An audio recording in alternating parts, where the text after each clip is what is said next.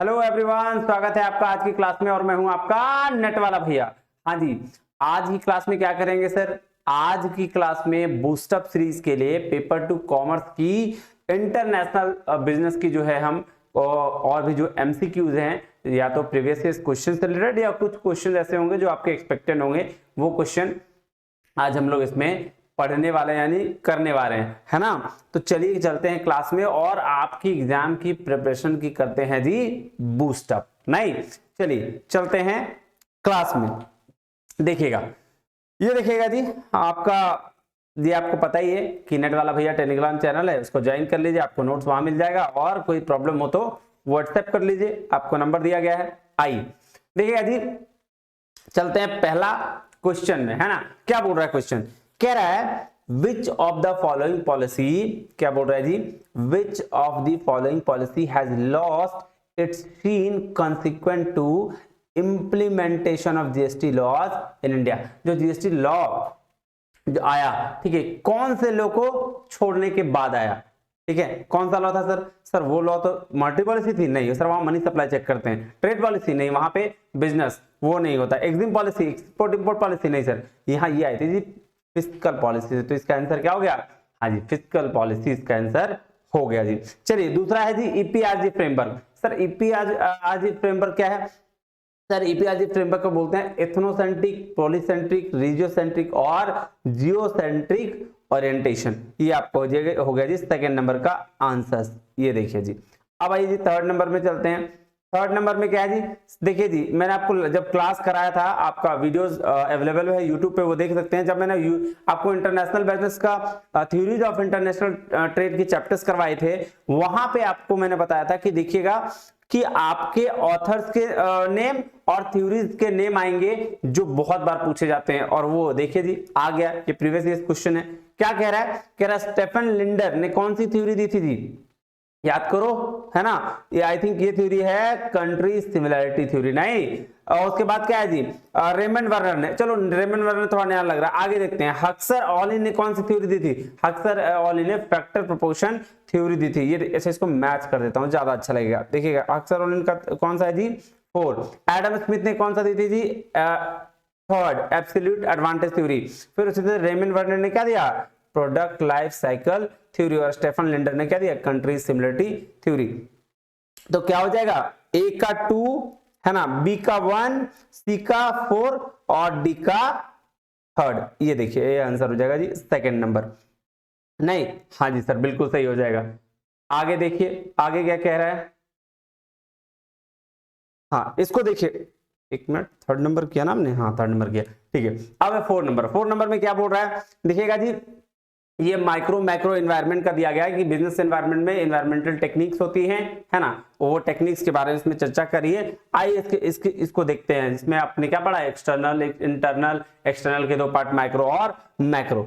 आइए दी, तो माइक्रो के बारे में दिया गया है और मैक्रो, और ये इंटरनल एक्सटर्नल एनवायरनमेंट के बारे में। आइए एक बार चेक करते हैं कि क्या बोल रहा है, ठीक है। फर्स्ट नंबर क्या है जी? फर्स्ट नंबर है जी क्या? Size of the market. Size of the market किससे मिलेगा? चलिए अभी थोड़ा सा डाउट लग रहा है, आगे बढ़ते हैं। डेमोग्राफिक एनवायरनमेंट, डेमोग्राफिक भी थोड़ा डाउट लग रहा है, चलिए आगे बढ़ते हैं। एक्सपोर्ट ओरिएंटेड यूनिट्स, ये सर किससे है? सर एक्सपोर्ट ओरिएंटेड मेरे को नहीं लग रहा है कि एफटीपी से कुछ है, तो सी का 2। आइए देखते हैं सी का 2 किसमें है। आई थिंक सिर्फ और सिर्फ किसमें है? 4 वाले में है। आंसर निकल गया आपका। तो इससे मैं ये बताना चाह रहा हूं कि अगर आपको कुछ भी चीजें डाउट भी होती है किसी क्वेश्चन में, तो आप घबराइए नहीं, आगे बढ़ते जाइए, आपके ऑप्शंस निकल के चले आएंगे। अब और आगे देखिए, मल्टीनेशनल कॉर्पोरेशन सब एमएनसीज कहां होती है? ग्लोबलाइजेशन ऑफ बिजनेस, यानी कि डी का 1। तो सी का 2, डी का 1, ये हो गया। बहुत सारे ऐसे क्वेश्चन होंगे जिसका आंसर आपको ऐसे निकल के आएगा। देखिएगा अब क्या बोल रहा है? Demographic environment. तो डेमोग्राफिक एनवायरनमेंट का क्या दे दिया? ये बोल रहा है सर ये नॉन इकोनॉमिक एनवायरनमेंट की बात कर रहा है। और साइज ऑफ द मार्केट किसका? मैक्रो एनवायरनमेंट की बात कर रहा है ना। आइए जी, अब इसमें देख, चलिए आगे चलते हैं। इसका आंसर क्या हो गया? ए का 3rd, बी का 4, सी का 2, डी का क्या 1। ये हो गया जी इसका आंसर। आगे चलिएगा जी, आगे कौन सा क्वेश्चन है? नेक्स्ट क्वेश्चन है, बोल रहा है which among the following institution is not a part of world bank group. 5 थे सर इसमें, कौन कौन सा, IBRD, उसके बाद क्या, IDA, IFC, नहीं मिगा और ICSID, यही था 5। देखिए इसमें क्या बोल रहा है, IDA है, IMF नहीं सर, IMF नहीं था, IMF तो अलग बॉडी हो गई, तो इसका आंसर क्या होगा, कौन सा पार्ट नहीं है, ये हो जाएगा इसका आंसर। Second number. 6 नंबर में आइए, 6 नंबर में क्या है, कह रहा विच of the following is an instance of non conventional dumping. देखिए नॉन कन्वेंशनल डंपिंग का क्या मतलब हुआ सर, देखिए एक पहले ये बात बताइए कि सर क्या आपको डंपिंग बताएंगे, डंपिंग क्या होती है। डंपिंग वो चीज है जब किसी भी देश से कोई प्रोडक्ट एक्सपोर्ट किया जाता है और उस एक्सपोर्टिंग पर किसी अदर कंट्री में उसको सेल जो है उसके प्रोडक्ट के कॉस्ट प्राइस से भी कम में किया जाता है, वो उसको क्या बोलते हैं, उसको बोलते हैं जी डंपिंग। तो ये क्या हो गया, कन्वेंशनल डंपिंग, कन्वेंशन मतलब तरीके से जो पारंपरिक चलते आ रहा है, तो डंपिंग का मतलब वही हो गया। तो नॉन कन्वेंशनल डंपिंग क्या हो जाएगा सर, जब कन्वेंशनल डंपिंग का मतलब सिमिलर तरीके से हो गया कि भाई जैसा चल रहा है वैसे चलने देते हैं। डंपिंग क्या कि एक कंट्री से दूसरे कंट्री में हम प्रोडक्ट को सेल कर रहे हैं कितना में, अपने कंट्री के भी रेट से भी और कम रेट में, तो उसको हम लोग बोले सर डंपिंग। तो ये नॉन कन्वेंशनल डंपिंग है, इसका मतलब क्या होगा सर, रिवर्स डंपिंग की बात कर रहा है, नहीं, हाँ जी सर बिल्कुल सही हो रहा है। आगे देखते हैं, आगे क्या है, आगे क्या है कि कुछ match the list one with list two. देखिए क्या है, फिस्कल पॉलिसी है, मॉनेटरी एंड इंडस्ट्रियल पॉलिसीज। देखिएगा कौन सी पॉलिसी है जी सर, ये तो इकोनॉमिक पॉलिसीज लग रही है हमको, नहीं ये इकोनॉमिक पॉलिसीज लग रही है, आ जाइए यहाँ। Social obligation towards several stake holder, थोड़ा डाउट है छोड़ दीजिए। कह रहा है consumer, share holder, suppliers, creditors, इसमें भी डाउट है, छोड़ दीजिए। सर मॉरल प्रिंसिपल्स कहाँ आते हैं सर, राइट और रॉन्ग, तो सर इसी को तो बिजनेस एथिक्स कहते हैं ना। तो आइए मिला के देखते हैं, ए का 4 कहीं है सर, पहले वाले में ही है ए का 4, और ये देखिए, और फिर उसके बाद देखिए डी का थर्ड, टी का थर्ड भी है, ठीक है। अब बी का देख लीजिए, बी का क्या हो जाएगा, social obligation towards several stake holders, क्या हो जाएगा इसका सर, बी का हो जाएगा सर सोशल ऑब्लिगेशंस, मतलब सोशल रिस्पॉन्सिबिलिटीज की बात कर रहा है सर, आप बताइए नहीं, लेकिन हम तो तेज है सर, हम समझ गए। Consumer, share holder, suppliers, creditors, ये किसका है, ये sir stake holder with the interest group. तो ये देखिए आंसर आपका क्या हो जाएगा, आंसर हो जाएगा जी 4। आइए मैं इसको साइन कर दे रहा हूं ताकि आपको इजी हो जाए, ठीक है जी, हाँ जी सर। अब आ जाइए जी, नेक्स्ट चलते हैं। नेक्स्ट क्या है, नेक्स्ट बोल रहा है which is the most appropriate mode of entry in international business to an enterprise with a little experience of international market. Sir देखिएगा ये जो चारों दिया हुआ है, acquisition, strategic alliance, joint venture और एक्सपोर्टिंग, सबसे इजीएस्ट वे क्या होता है, सबसे इजीएस्ट वे होता है सर एक्सपोर्टिंग, क्योंकि एक्सपोर्टिंग में हमें कुछ करना नहीं होता है, प्रोडक्ट क्या होता है, हमारे अपने घर में ही प्रोडक्शन हो रहा होता है, हम सिर्फ क्या करते हैं, अपने ही प्रोडक्शन से निकालकर चले जाते हैं फॉरेन में, और वो इसी सेम टेस्ट और प्रेफरेंस के साथ हम क्या करते हैं, फॉरेन में प्रोडक्ट को बेचते हैं जी। तो ये सबसे इजीएस्ट वे होता है, इसलिए इसका आंसर क्या हो जाएगा, इसका आंसर हो जाएगा जी एक्सपोर्टिंग। आगे बढ़िए, आगे चलते हैं जी। नेक्स्ट क्या है, नेक्स्ट है जी, आप इसके कुछ बॉडीज दे रखे हैं, ट्रेड और फाइनेंस के इंस्टीट्यूशंस के, और कुछ किसी के हेडक्वार्टर्स दे रखे हैं, ये हमने पढ़ा है, और भी इंटरनेशनल बिजनेस में हम लोग पढ़ रहे हैं, तो ये सारा चीज डिस्कस किया हुआ। आइए देखते हैं क्या है, किसकी हेडक्वार्टर बॉडी क्या है। WTO सर, ये तो मेरे को लग रहा है वर्ल्ड ट्रेड ऑर्गेनाइजेशन जो है वो जेनेवा में है, बिल्कुल। IMF का है सर, IMF तो सर वॉशिंगटन में है ना। EU कहाँ है sir, EU sir I think Brussels में है, और FOA क्या है, FOA रोम में है। तो A का 2 देखिए कहाँ है, आइए सर पहला वाला ही आंसर हो गया इसका, नहीं देखिए B का फिर क्या 3, C का क्या 4, और D का क्या 1, ये आपका हो गया जी आंसर किसका, ये इसकी बॉडी का। आइए क्वेश्चन नंबर 10 पे चलते हैं, क्या कह रहा है, कह रहा है redressal mechanism for consumer dispute under section 9 of the consumer protection act envisages बोल रहा है कंज्यूमर प्रोटेक्शन एक्ट जो है उसके अंदर कंज्यूमर डिस्प्यूट होता है सर। कंज्यूमर डिस्प्यूट को रिड्रेसल मैकेनिज्म देखता है, कितने लेवल पे देखता है वो सर, वो 3 लेवल पे देखता है, एक कौन सा डिस्ट्रिक्ट, एक कौन सा स्टेट, और एक सेंट्रल लेवल पे। ये देखिएगा जी 3 टियर सिस्टम। अब चलिए जी नेक्स्ट क्वेश्चन में चलते हैं, ठीक है। नेक्स्ट क्वेश्चन क्या कह रहा है, कह रहा है the central bank can significantly influence the savings, है ना, investment and consumer spending in the economy which of the following policy. अब देखिएगा सेविंग्स की बात, इन्वेस्टमेंट की बात, कहीं ना कहीं देख के नहीं लग रहा पैसा वैसा की बात कर रहा है, और जब पैसे वैसे की बात कर रहे हैं तो कौन सा पॉलिसी आ जाएगा जी, मॉनेटरी पॉलिसी आ जाएगा, नहीं? हाँ जी सर, बिल्कुल सही कह रहे हो आप। अब आगे आइए देखते हैं 12 नंबर क्वेश्चन क्या कह रहा है। कह रहा है in which one of the following modes of entry into foreign market are risk and potential profit for the highest, risk भी ज्यादा और ज्यादा प्रॉफिट भी किस मोड में है? देखिए जी, डायरेक्ट एक्सपोर्टिंग करेंगे तो वो तो ज्यादा रिस्क है नहीं, यहाँ आपके देश में सामान बिक रहा है, ठीक है, आपको मन किया कि फॉरेन चले जाएं तो आपने वहां बेच दिया, तो रिस्क तो ज्यादा नहीं है। ज्वाइंट वेंचर में दो लोग जब मिल जाते हैं एक साथ तो भी रिस्क कम रहता है। इनडायरेक्ट एक्सपोर्टिंग, आखिर है तो एक्सपोर्टिंग, आप नई देश से कर रहे हो तो वो भी कम है। लेकिन अगर डायरेक्ट इन्वेस्टमेंट की बात करें, अगर हम डायरेक्टली सारा पैसा वहीं पे लगा दें तो हो सकता है क्या, रिस्क भी ज्यादा है, हो सकता है प्रोडक्ट ना चले आपका, और अगर ना चले तब तो सारा पैसा डूब गया आपके इन्वेस्टमेंट पे। लेकिन अगर प्रोडक्ट कभी चल गया तो सर, प्रोडक्ट चल गया तो हम मालामाल हो जाएंगे, हमें प्रॉफिट हो जाएगा। तो सबसे ज्यादा प्रॉफिट और रिस्क दोनों कहां हैं? डायरेक्ट इन्वेस्टमेंट में है, जिसको हम क्या बोलते हैं? ऑप्शन नंबर 4 है जी आपका आंसर। चलिए जी, अब चलते हैं क्वेश्चन नंबर 13 में। क्वेश्चन नंबर 13 क्या बोलता है देखते हैं। बोलता है जी match the items from list 2 and with the item list 1 related to the WTO impact. अब WTO को क्या इंपैक्ट किसके साथ है ये देखिए, उसकी बॉडीज दिए गए हैं, इस बॉडीज को मेजर्स करना है। आइए, कह रहा है नामा, नॉन एग्रीकल्चर मार्केट एक्सेस, नामा का ये फुल फॉर्म होता है? हाँ जी सर, ये होता है। तो इसको मैच करना है, मैच करिए। क्या कह रहा है? It includes industrial good, textile, jewellery, fish, fisheries product, manufacture, यही तो है नामा। ए का 2 गेट्स, गेट्स क्या है? Liberation of international trade. I think ये ट्रिम्स क्या है? इंटेलेक्चुअल ये इन्वेस्टमेंट मेजर्स की बात कर रहा है ना, सॉरी गैट्स नहीं, गैट्स में ये आ जाएगा जी, आप इसको ये करिएगा, ये गैट्स में नहीं होगा, हाँ गैट्स में आ जाएगा जी ये ट्रेड्स एंड गुड्स, और ट्रिम्स में आ जाएगा इन्वेस्टमेंट मेजर से रिलेटेड, और ट्रिप्स हो जाएगा जी इंटेलेक्चुअल प्रॉपर्टी राइट से रिलेटेड। तो ए का 2 देखिए कौन सा है, ठीक है, ये तो 2 में आ गया। फिर चलते बी का थर्ड, ये है आंसर। आंसर क्या हो जाएगा जी? आंसर हो जाएगा जी आपका 3rd।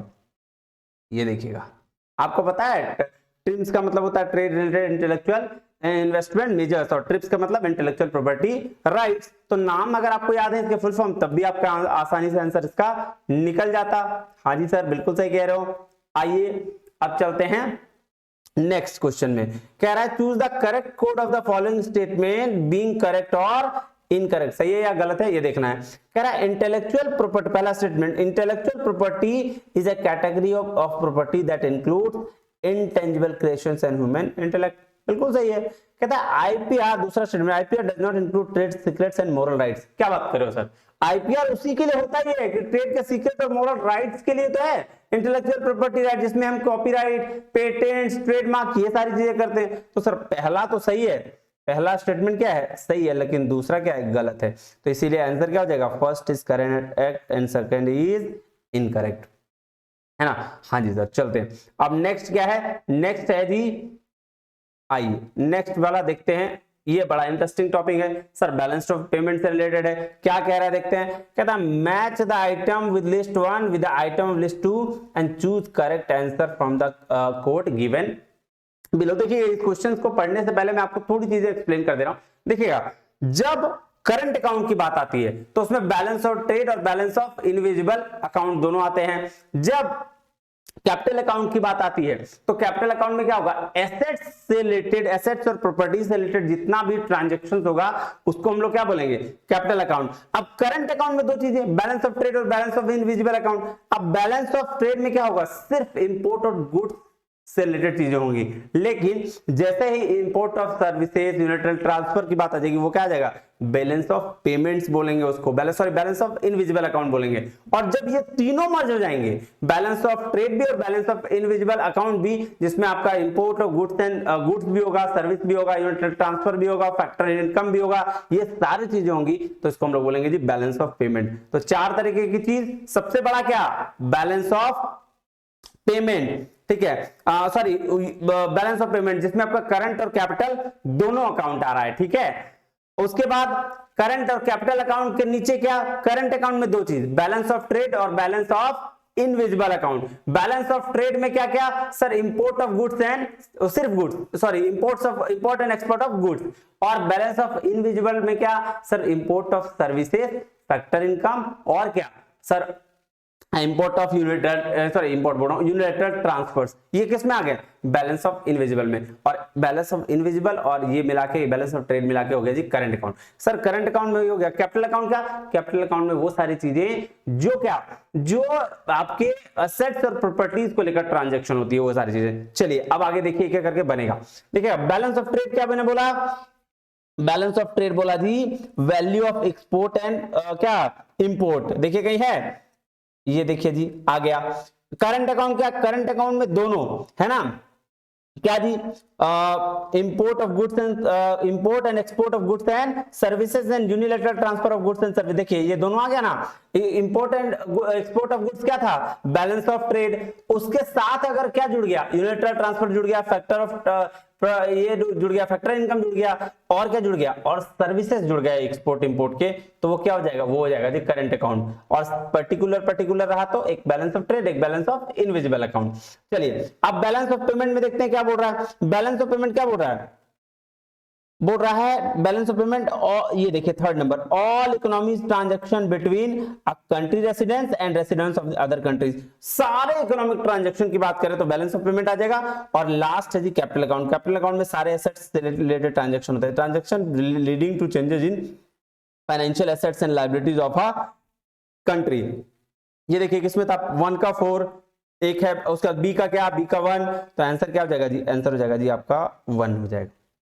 ठीक है, चलिए जी, उम्मीद करता हूं आपको अच्छे से समझ में आ गया होगा।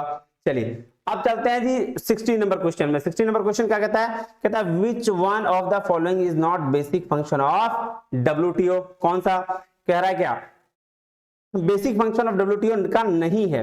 कहता है to facilitate implementation administration and operation of the trade agreement. Sir है, ये तो है, इसमें यही तो काम करता है ये, to settle differences and dispute among its member countries. Sir ये भी है, ये डिस्प्यूट सेटलमेंट के लिए बॉडी बनी है, डीएसबी हमारी है, तो ये है। उसके बाद क्या, to facilitate the expansion and balance growth of international. Sir ये नहीं है, ये तो आईएमएफ का ऑब्जेक्टिव है ना, तो ये नहीं होगा, ये सॉरी आईएमएफ का ये फंक्शन है ना, तो ये इसका आंसर नहीं होगा। तो आंसर इज क्या, थर्ड। 4 नंबर देख लेते हैं, to carry out periodic reviews and trade policy. हाँ ये भी है, तो आपका क्या इसका फंक्शन नहीं है डब्ल्यूटीओ का। सर ये थर्ड नंबर जो है वो नहीं है, और यही इसका क्या हो जाएगा, आंसर हो जाएगा जी। चलिए नेक्स्ट चलें। हाँ जी सर चलिए, बिल्कुल चलिए, आइए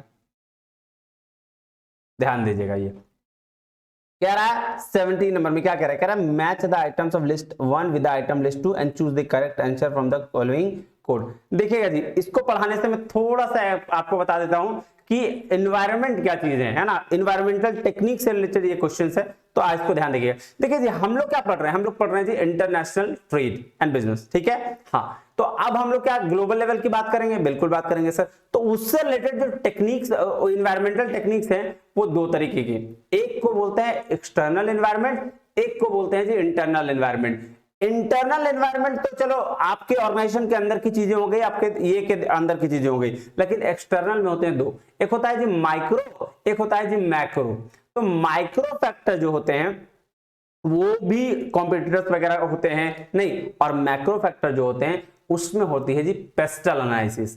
पेस्टल एनालिसिस क्या हो गया सर, पॉलिटिकल, इकोनॉमिकल, सोशियोलॉजिकल, है ना, वो सारी चीजें, लीगल, है ना, ये सारी जब हम एनवायरमेंटल टेक्निक्स को क्या करते हैं, एनालाइज करते हैं, तो इसको हम बोलते हैं पेस्टल एनालिसिस। तो ये समझ में आ गया, हाँ जी सर बिल्कुल समझ में। अब आइए इसको बनाते हैं। देखिएगा जी, बोला राइवल फर्म्स, राइवल फर्म्स कहां होगा। अब देखिए अगर हम स्टेट लेवल पर बिजनेस कर रहे हैं तो मेरा राइवलरी कौन होगा, जो स्टेट लेवल पर भी होगा, लेकिन अगर जो देश मान लीजिए कंट्री लेवल पे कर रहे हैं तो मेरा कौन सा राइवल होगा, मतलब दुश्मनी या कंपटीशन किससे होगा, देश लेवल का। लेकिन अगर हम इंटरनेशनल ट्रेड की बात करें तो इंटरनेशनल लेवल पर भी मेरे राइवलरी होंगे ना। स्टेट वालों का कंपटीशन ये नहीं होता, कभी इंटरनेशनल नहीं होता, तो जो कंपटीशन उसके लिए राइवलरी कंपटीशन कौन हो गए, राइवल फर्म्स कौन हो गए, जो इंटरनेशनल लेवल पे हो। तो आइए फर्स्ट का किसका होगा, क्या एक्सटर्नल एनवायरनमेंट है, नहीं सर। सोशियो कल्चरल है, नहीं सर। ये तो आपका किसका है, ये एक्सटर्नल का पार्ट है। सोशियो कल्चरल में एक्सटर्नल के मैक्रो पार्ट में सोशियो कल्चरल आता है। फिर क्या, तो इंटरनल, सर इंटरनल तो हो ही नहीं सकता राइवलरी फर्म्स। तो इंटरनल में कैसे होगा, ऑर्गेनाइजेशन के अंदर थोड़ी कोई राइवलरी करेगा। तो ए का क्या आंसर हो जाएगा जी, ए का आंसर हो जाएगा जी 4, यानी कि क्या, ग्लोबल एनवायरनमेंट। तो इंटरनेशनल ट्रेड हम ग्लोबली करते हैं, इसलिए उसके फर्म्स राइवलरी की कौन से होंगे, ग्लोबल होंगे। अब देखिए जाएगा ए का 4। उसके बाद क्या है जी, अब आ जाइए टेक्नोलॉजी। देखिएगा टेक्नोलॉजी किसकी, पेस्टल बताया था ना अभी आपको, PESTLE, उसमें टी जो है वो क्या है, टेक्नोलॉजी, और ये किसका पार्ट है, एक्सटर्नल के मैक्रो का पार्ट है ये, नहीं, हाँ जी सर। तो टेक्नोलॉजी किसका आ जाएगा, टेक्नोलॉजी आ जाएगा जी एक्सटर्नल एनवायरनमेंट में, नहीं, हाँ जी सर। अब इंप्रूविंग क्वालिटी, अब क्वालिटी इंप्रूव करना मतलब किसकी बात आ जाए, सोशियो कल्चरल, ये भी एक्सटर्नल का पार्ट है, लेकिन एक्सटर्नल के मैक्रो का पार्ट है ये। तो ये क्या है, सोशियो कल्चरल एंड क्या, सोशल एंड कल्चरल एनवायरनमेंट की बात करो। और एथिक्स इन बिजनेस, ये कहां होना चाहिए भाई साहब, ये इंटरनल एनवायरनमेंट का पार्ट है। तो आइए, ए का 4, बी का 1, ये लीजिए एक ही तो था, 4, तो यही आंसर हो गया आपका, नहीं, हाँ जी सर, ये ध्यान रखिएगा। देखिएगा अब क्या कह रहा है, 18 नंबर क्वेश्चन कह रहा है, the theory suggesting that the patterns of international trade are determined by the factor endowment rather than the productivity was propounded by the which of the following। देखिए फैक्टर एंडोमेंट थ्योरी कौन दिया आपको, सबको पता है, अक्सर and all in, but and all in ने ये थ्योरी दी है, तो इसमें ज्यादा टाइम नहीं लगेगा। आगे चलिए बढ़ते हैं नेक्स्ट। अब नेक्स्ट में क्या दिया हुआ है जी, देखिए ये दिया हुआ है item list 1 and item list 2, ये जिसको मैच करना है। फेमा कब आया था सर, फेमा एक्ट सर 1999 में आया था आई थिंक, ये 1999 में ही आया होगा सर, एक बार देख लेते हैं। हाँ देखिए, तो फेमा कब आया था जी, 1999। इंडियन फैक्ट्रीज एक्ट 1948 में आया है शायद, है ना। कंज्यूमर प्रोटेक्शन एक्ट 1986 में आया। चलिए 1 का 2 कौन सा है जी, यही आंसर हो गया। 2 का क्या हो गया, 3rd, ये देखिए 1948 बोला था, इंडस्ट्रियल डिस्प्यूट एक्ट इसमें आ गया जी 1947। डी का क्या हो गया 1, तो आंसर क्या हो जाएगा इसका 3rd। आइए जी नेक्स्ट चलते हैं। हाँ अब कह रहा है which among the following are the important bodies of WTO। अब इंपॉर्टेंट बॉडीज कौन कौन सी है, देखिएगा important bodies World Trade Organization की सबसे पहली DSB है, हाँ जी सर, DSB बॉडी है ना, डिस्प्यूट सेटलमेंट बॉडी, जहां हम डिस्प्यूट का क्या करते हैं, सॉल्यूशन करते हैं, कौन, इंटरनेशनल लेवल पर, कौन करती है, WTO।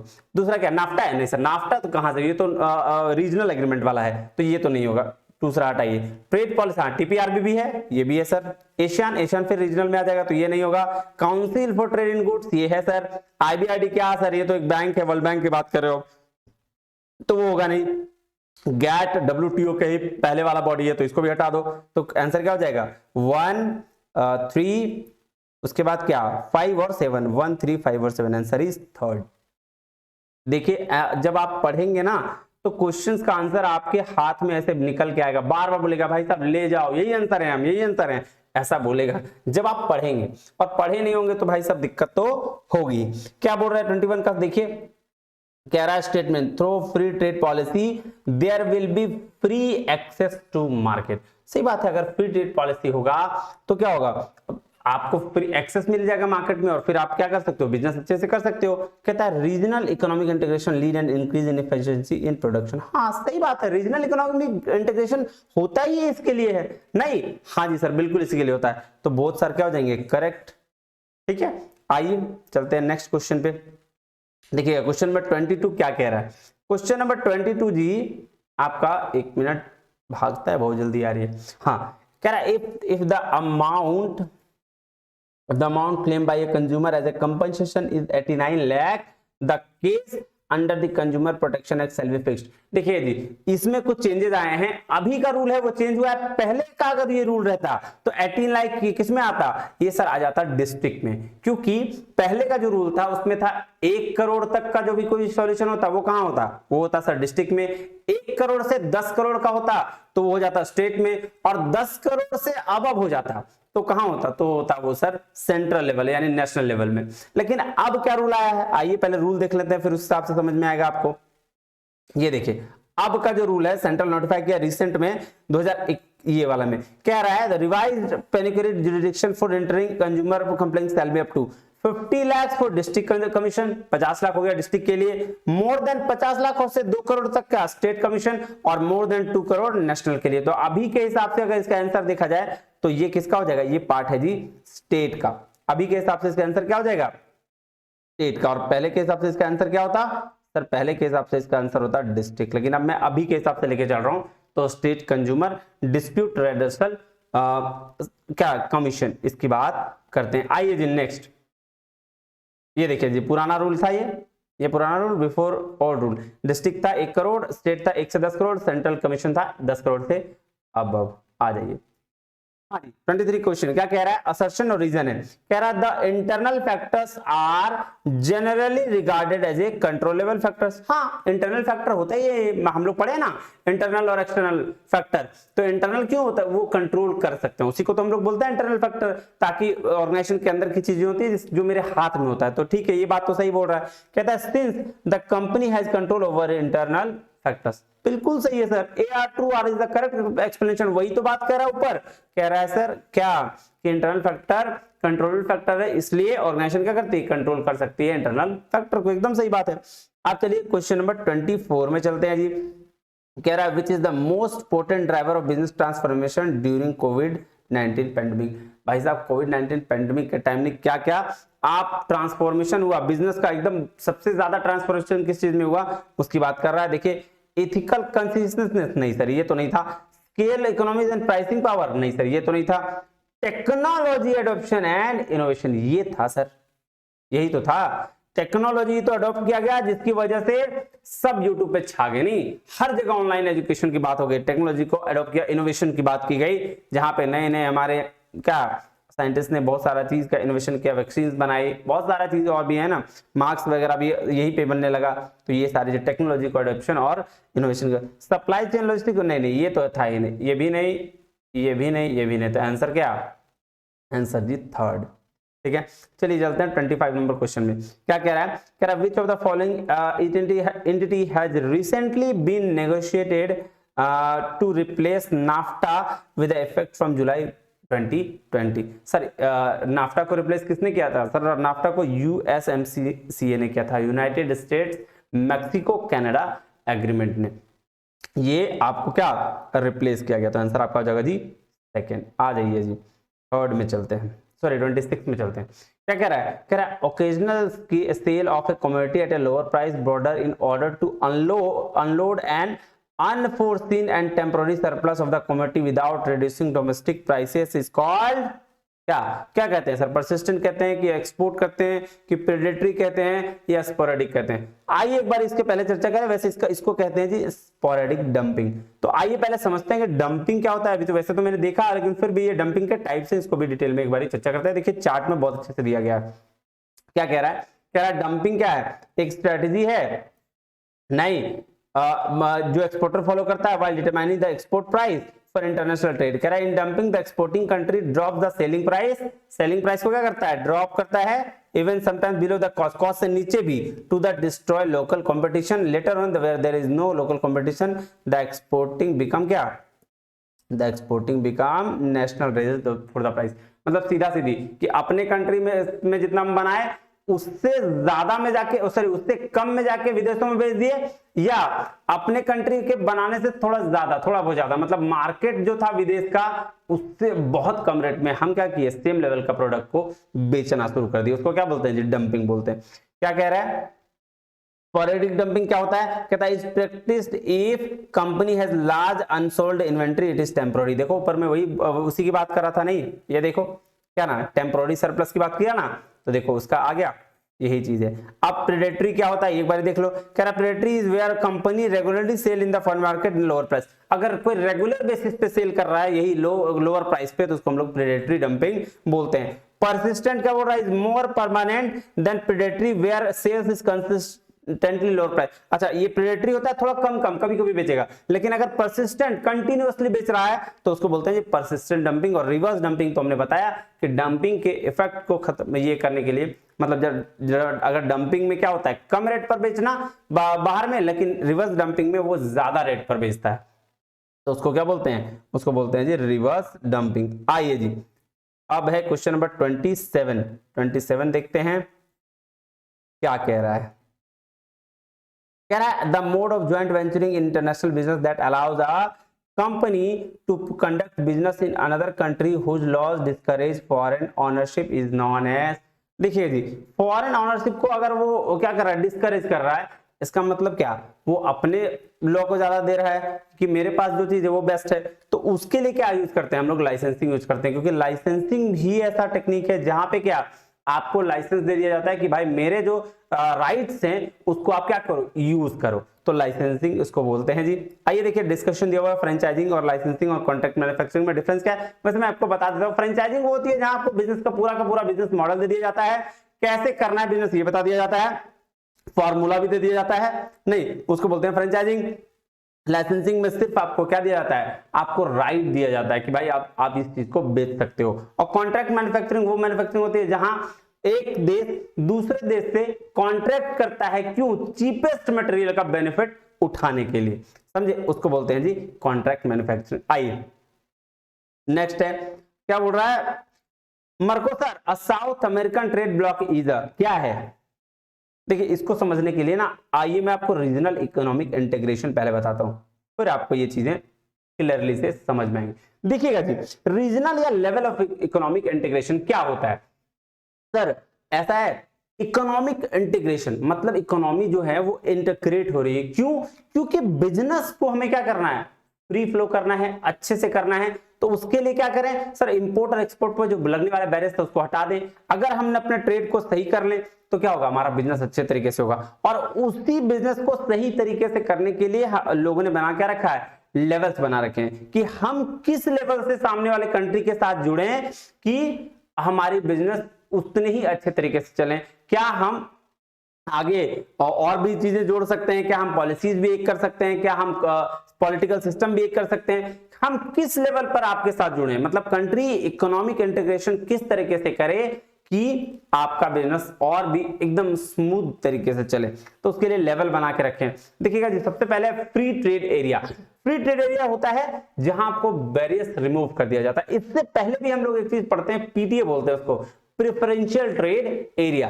प्रेफरेंशियल ट्रेड एरिया में क्या होता है, वहां बैरियर्स को रिमूव नहीं किया जाता, वहां रिड्यूस किया जाता है। जैसे जो फॉरेन कंट्रीज मान लेते हैं आपके इंपोर्ट पर बैरियर लगा रही हैं, तो वो क्या करेंगे, वो थोड़ा कम कर देंगे लेकिन हटाएंगे नहीं। लेकिन जिस कंट्री का integration, economic integration free trade area के अंतर्गत हो जाता है, वो कंट्री क्या करती है, पूरे तरीके से रिस्ट्रिक्ट हटा देती है, क्या, बैरियर्स को, लगने वाले टैक्स ड्यूटीज को पूरी तरीके से हटा देती है, और दोनों कंट्रीज के बीच में क्या होता है, अच्छे तरीके से बिजनेस होता है। तो आइए पढ़ते हैं, कह रहा फ्री ट्रेड एरिया क्या है, barriers to trade are removed but each country determines its own external trade policy. Example European free trade area, Norway, Iceland, ये स्विट्जरलैंड में है, basically for industrial goods, heavy equipment के लिए। ये किसके लिए है, हैवी इक्विपमेंट के लिए। उसके बाद है कस्टम्स यूनियन। कस्टम यूनियन में क्या काम होता है, बोलता है भाई साहब internal barrier to trade are removed and common external policy is adopted. अभी तक फ्री ट्रेड एरिया में हम क्या कर रहे थे, सिर्फ अपने बैरियर्स को रिमूव कर रहे थे, और इसकी जो पॉलिसी थी वो अलग अलग थी, सब देश की अलग अलग पॉलिसी। लेकिन कस्टम यूनियन में जो कंट्रीज जुड़ती हैं, वो कंट्रीज क्या करती है, उनकी एक्सटर्नल ट्रेड पॉलिसी भी क्या होता है, सेम होता है, और ट्रेड बैरियर्स भी सेम होता है, दोनों का, सॉरी, ट्रेड बैरियर्स भी रिमूव कर दिया जाता है। इसके लिए कौन सा एग्जांपल, इसके लिए एंडियन पैक्ट है, जो बोल्विया, कोलंबिया, एडुकोर और पेरू ये क्या कर रहे हैं, एक साथ लेके चल रहे हैं। और ये जो एग्जांपल है इसके कस्टम यूनियंस के, कॉमन एक्सटर्नल टैरिफ इज 5 से 20% तक इसका है, ठीक है। अब आ जाइए तीसरा स्टेज। अभी तक हमने क्या किया था, बैरियर्स को रिमूव किया, और दूसरा में हमने क्या किया, कॉमन एक्सटर्नल पॉलिसी भी लेके आ गया। अब तीसरा क्या कहता है, देखिए कॉमन मार्केट कह रहा है it has no barriers to trade between the member countries, includes a common external trade policy and also allows factor of production to move freely between members. ये इसमें तीसरा चीज ऐड हो गया, ऊपर वाले दो तो थे ही, तीसरा ऐड हो गया, क्या, फैक्टर ऑफ प्रोडक्शन भी। और इसका एग्जांपल कौन है जी, मर्कोसर। आंसर मिल गया होगा सर, कौन सा आंसर होगा इसका, तो इसका आंसर क्या है जी, ऊपर वाले का जो ये आंसर है, इसका आंसर क्या है जी, इसका आंसर हो गया जी कॉमन मार्केट। अभी फिलहाल आगे देखते हैं। तो देखिए ध्यान दीजिएगा, इसका एग्जांपल जैसे ही मर्कोसर पूछ दिया गया, पूछ देगा इंडियन पैक्ट कौन कहां है, तो कस्टम यूनियन का याद रखिएगा। फिर आपका आगे भी जो चीजें हैं उसको भी ध्यान से देखिएगा, मर्कोसर के साथ साथ और भी एग्जांपल दिए गए हैं। तो कह रहा है इकोनॉमिक यूनियन क्या होता है सर, अब देखिएगा, जब ये अभी 3 चीजें ऐड किया था, क्या क्या, कौन, कॉमन मार्केट, पहला पूरा तरीके से रिमूव कर दिया बैरियर्स को। दूसरा क्या किया, दूसरा बोल दिया सर हम एक्सटर्नल सेम पॉलिसी बनाएंगे। और तीसरा फैक्टर ऑफ प्रोडक्शन को भी सेम कर दिया। अब चौथे में क्या है, इकोनॉमिक यूनियन में वो ध्यान दीजिएगा, कह रहा है involves the free flow of products and factor of production between member countries and adoption of a common external trade policy, but it also requires a common currency, harmonisation of member tax rates and common monetary and fiscal policy. बोल रहा भाई साहब जब आप economic union करेंगे ना तो सिर्फ वो तीनों से काम नहीं चलेगा, आपको क्या करना पड़ेगा, कॉमन करेंसी भी करनी पड़ेगी, आपको कॉमन मॉनेटरी और फिस्कल पॉलिसी भी लेके आना पड़ेगा। उसको हम लोग क्या बोलते हैं, उसको बोलते हैं जी इकोनॉमिक यूनियन। और इसका एग्जांपल कौन है, European union. Although not members have adopted a common currency, सारा करेंसी नहीं अडॉप्ट किया है फिस्कल और मॉनेटरी पॉलिसी, लेकिन फिर भी यूरोपियन यूनियन क्या है, इकोनॉमिक यूनियन है। और लास्ट में है जी पॉलिटिकल यूनियन। इसमें हमको नहीं लगता अभी तक कोई कंट्री गई है, क्योंकि इसमें पॉलिटिकली भी आपको साथ आना पड़ता है। तो ये कंट्रीज कोई भी ऐसी कंट्रीज मर्ज ऐसी नहीं हुई है जिसमें पॉलिटिकल यूनियन है, मेरे को जहां तक है। लेकिन अच्छा यूएस है क्या किसी के साथ, हो सकता है। कहता है occurs when a central political apparatus coordinates thus economic social foreign policy of the member states, example US. अच्छा यूएस है, ओके, यूएस जो है पॉलिटिकल यूनियन है इनके साथ है। तो ये ध्यान दीजिएगा, एक बार इसको चेक कर लीजिएगा, मुझे इसमें डाउट हो रहा है, आप इस पर चेक करके और कमेंट करके मुझे बताइएगा, ठीक है, कि क्या ये है या नहीं है। एक अब चलते हैं जी 29 नंबर में। 29 क्या कह रहा है, 29 कह रहा है जी monetary policy causes a deliberate change in government and revenue expenditure with a view to influencing, ऐसा है क्या, the price level and the quantum of national output, नहीं ये तो नहीं है। अच्छा दूसरा पढ़ते हैं स्टेटमेंट, ये तो गलत लग रहा है सर। कहता है fiscal policy regulate the money supply and the cost of availability. अरे नालायक, मेरे को उल्लू बना के रख रहा है। देखो ये क्या है, ये दोनों ऑपोजिट लिखा हुआ है, जो नीचे वाला है वो है मॉनेटरी पॉलिसी और ऊपर वाला क्या है, वो वाला है जी फिस्कल पॉलिसी। तो ये दोनों का दोनों क्या हो जाएगा, गलत, बोथ 1 and 2 आर इनकरेक्ट, इसका आंसर हो जाएगा जी ये। और लास्ट में फिर देखो एक बार थ्योरी वाला आ गया, Stefan Linder country similarity theory, ठीक है। रेमंड वर्नर क्या दिया था, ये Heckscher Ohlin factor proportion और Adam Smith absolute cost advantage. तो ए का 2, ठीक है, ये देखो आंसर हो गया जी सेकंड, ठीक है। लीजिए जी, ये 30 क्वेश्चन थे और इसमें बहुत सारे कॉन्सेप्ट थे। उम्मीद करता हूं आपको बहुत अच्छे तरीके से समझ में आया होगा। अगर आपको फिर भी समझ में नहीं आया तो आप क्या करें, आप व्हाट्सएप करें जी, नहीं आप मुझे व्हाट्सएप करें, नंबर स्क्रीन पे आपका दिख रहा है, और 6 से 8 के बीच में आप रात में कॉल कर सकते हैं।